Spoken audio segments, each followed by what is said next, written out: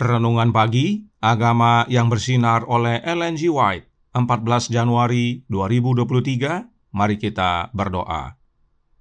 Bapa kami yang di sorga, Allah pencipta langit dan bumi, laut dan segala isinya, Allah yang maha besar, maha kuasa, sumber segalanya, yang kami sembah selalu melalui anak-Mu yang tunggal, Yesus Kristus. Terpujilah Yesus, anak Allah yang maha tinggi, yang adalah satu-satunya jalan dan kebenaran dan hidup bagi kami. Pada pagi hari ini kami bersyukur boleh bangun dan berbakti, dan sebagaimana membaca dan mendengarkan nasihat firman-Mu, kiranya ini menjadi pembaharuan bagi kami semua. Kami menjadi umat-umat-Mu yang suka akan hukum-Mu. Beserta kami sepanjang perbaktian ini, kehendak-Mu yang jadi. Ampun kami akan dosa dan salah, karena kami berdoa hanya dalam nama anak Allah yang tunggal, Yesus Kristus, yang adalah Tuhan dan Juru Selamat kami. Amin. Renungan hari ini akan dibacakan oleh Saudara Steve Mandang. Kepada Saudara Steve, kami persilahkan. Selamat sahabat, selamat pagi. Judul renungan pagi hari ini, Hukum Tuhan. Ayat inti diambil dari Roma 7, ayat 22. Demikianlah firman Tuhan. Sebab di dalam batinku aku suka akan hukum Allah. Pemazmur menyatakan tentang orang baik. Tetapi yang kesukanya ialah Taurat Tuhan, dan yang merenungkan Taurat itu siang dan malam. Dia mengacu pada pengalamannya sendiri dan berseru, "Betapa ku cintai Taurat-Mu. Aku merenungkannya sepanjang hari. Aku bangun mendahului waktu jaga malam untuk merenungkan janji-Mu." Testimonies for the Church, jilid 4, halaman 526. Kehendak Allah dinyatakan dalam aturan-aturan hukum-Nya. Yang suci dan prinsip-prinsip hukum ini adalah prinsip surga. Malaikat-malaikat surga mencapai pengetahuan yang tidak lebih tinggi daripada untuk mengetahui kehendak Allah. Dan untuk melakukan kehendak-Nya adalah pelayanan tertinggi yang dapat menggunakan kuasa mereka. Tetapi di surga, pelayanan tidak dilakukan dalam roh legalisme. Ketika setan berontak melawan hukum Allah, pemikiran yang menyatakan bahwa ada hukum yang berlaku pada malaikat-malaikat hampir merupakan suatu kesadaran terhadap sesuatu hal yang tidak terpikirkan. Dalam pelayanan mereka, malaikat-malaikat bukanlah sebagai hamba-hamba, tetapi sebagai anak. Ada kesatuan yang sempurna antara mereka dan pencipta mereka. Penurutan bagi mereka bukanlah pekerjaan yang membosankan. Kasih kepada Allah membuat pelayanan mereka suatu sukacita. Jadi dalam setiap jiwa di mana Kristus, pengharapan kemuliaan itu tinggal, kata-katanya bergema, "Aku suka melakukan kehendak-Mu, ya Allahku. Taurat-Mu ada dalam dadaku." Khotbah di atas bukit, halaman 124 dan 125. Demikianlah bacaan renungan pagi hari ini. Tuhan Yesus memberkati.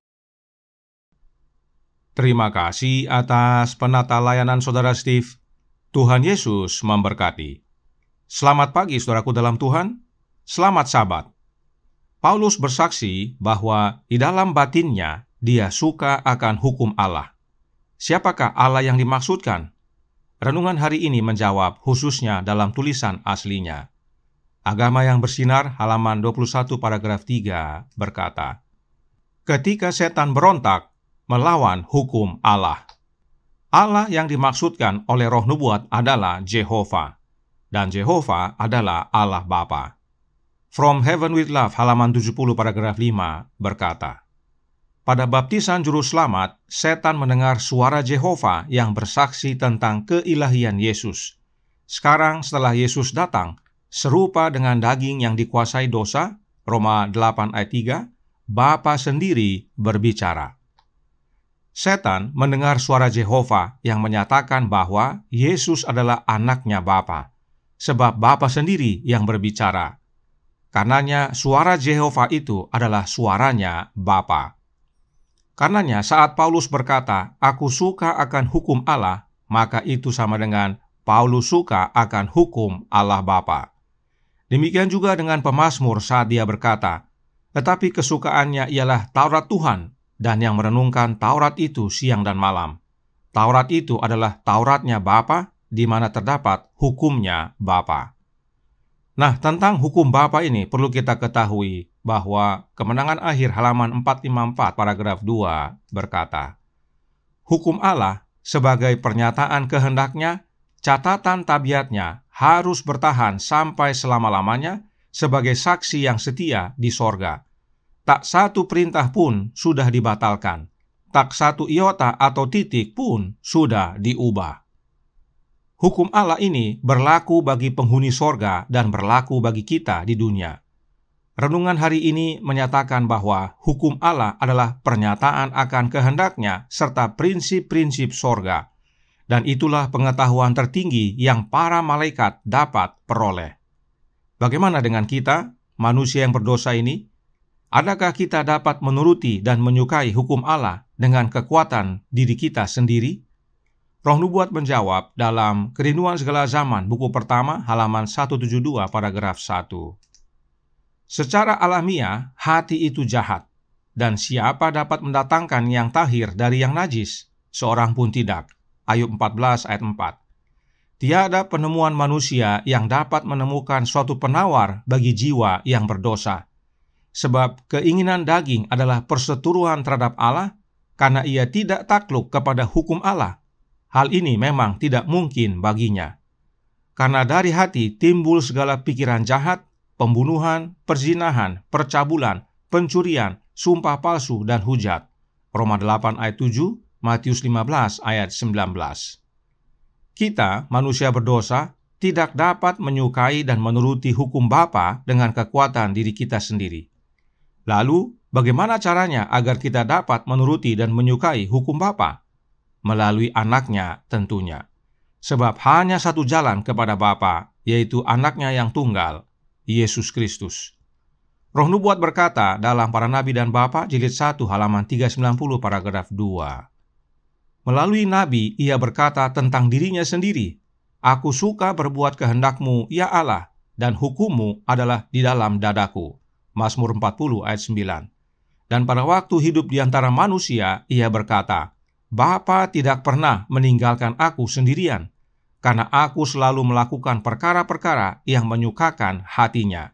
Yohanes 8 ayat 29. Inilah rahasia keberhasilan Yesus sebagai manusia dapat menuruti perintah Bapanya, sebab Bapanya tidak pernah meninggalkan Yesus sendirian. Jadi, untuk dapat menyukai dan menuruti hukum Bapa, kita perlu kehadiran Bapa dalam hidup kita. Sebab itulah rahasia penurutan Yesus akan hukum Bapanya. Dan Bapa tinggal di dalam Yesus oleh kehadiran Roh-Nya. Yohanes 3 ayat 34 dan 35 berkata, "Sebab siapa yang diutus Allah, dialah yang menyampaikan firman Allah, karena Allah mengaruniakan Roh-Nya dengan tidak terbatas. Bapa mengasihi Anak dan telah menyerahkan segala sesuatu kepadanya." Siapakah Allah yang mengaruniakan Roh-Nya dengan tidak terbatas kepada firman yang adalah Anak-Nya Allah? Bapa tentunya, sebab Bapa menyerahkan segalanya kepada Anak-Nya oleh karena kasih-Nya kepada Anak-Nya. Oleh karena kehadiran Roh-Nya Bapa, Allah Bapa tidak pernah meninggalkan Yesus sendirian dalam menuruti akan hukum-hukum-Nya. Dan untuk menerima kehadiran Bapa dalam hidup kita, kita perlu Yesus, yaitu oleh kehadiran Roh-Nya Yesus. Tentang hal ini Roh Nubuat menjelaskan dalam Sermon and Talks volume 1 halaman 224 paragraf 3. Hukum Allah akan menjadi lebih dan lebih berharga bagi kita karena kita melihat hasil pelanggaran atas karakter yang tidak taat. Jika kita dipimpin oleh Roh Kristus, perkiraan kita tentang nilai dan kesucian hukum Yehova akan meningkat secara proporsional, karena kita melihatnya dihina dan diinjak-injak oleh kaki yang tidak suci dan cabul. Bahasa kita adalah, "Mereka telah merombak Taurat-Mu. Itulah sebabnya aku mencintai perintah-perintah-Mu lebih daripada emas, bahkan daripada emas tua." Bagaimana Kristus berdiam dalam hati kita? Melalui kehadiran Roh-Nya yang disebut Roh Kristus. Itu sebabnya bila kita dipimpin oleh Roh Kristus, kasih kita akan hukum Allah Bapa akan meningkat secara proporsional. Kita menyukai dan menuruti hukum Bapa di dalam Yesus. Dan bila kita memiliki Roh Kristus, maka kita memiliki kasih kepada Bapa. Roh Nubuat berkata dalam manuskrip 121 tahun 1898 paragraf 36. Bagi jiwa yang mengasihi Allah, hukum bukanlah beban. Dia menyukai hukum Allah setelah manusia batinia, dan doanya adalah, singkapkanlah mataku supaya aku memandang keajaiban-keajaiban dari Tauratmu. Ayat 18. Firman Allah adalah suara Bapa di hati anaknya, dan anak itu mengungkapkan kasihnya dengan mengatakan, aku suka melakukan kehendakmu, ya Allahku. Mereka yang memiliki Roh Kristus dalam hati memiliki kasih kepada Bapa, dan mereka yang mengasihi Bapa mengasihi hukumnya. Hukum itu bukan beban, sebab itu adalah suara Allah Bapa kepada kita anak-anaknya, dan kita anak-anaknya bersuka untuk melakukan hukumnya yang adalah kehendaknya, catatan atau salinan karakternya.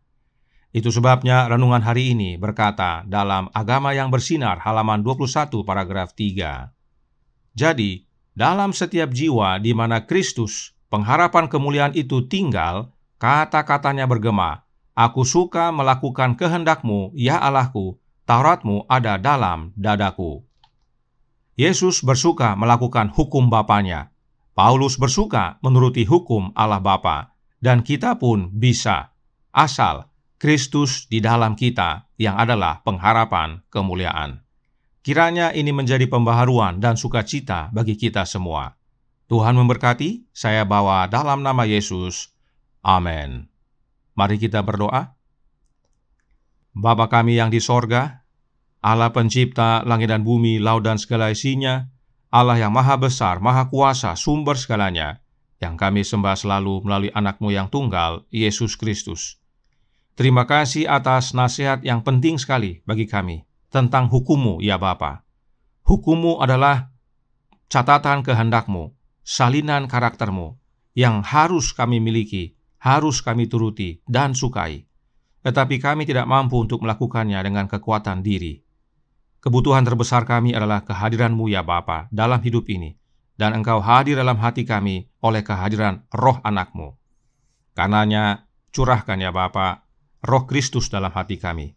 Sebab hanya oleh kehadiran Kristus dalam hidup ini, kami dapat menyukai dan menuruti akan hukum-Mu, hingga pada akhirnya kami diubahkan menjadi serupa dengan karakter-Mu, serta layak untuk menerima kehidupan yang kekal. Beserta kami sepanjang hari ini kehendak-Mu yang jadi, ampun kami akan dosa dan salah, karena kami berdoa hanya dalam nama Anak Allah yang tunggal, Yesus Kristus, yang adalah Tuhan dan Juru Selamat kami. Amin.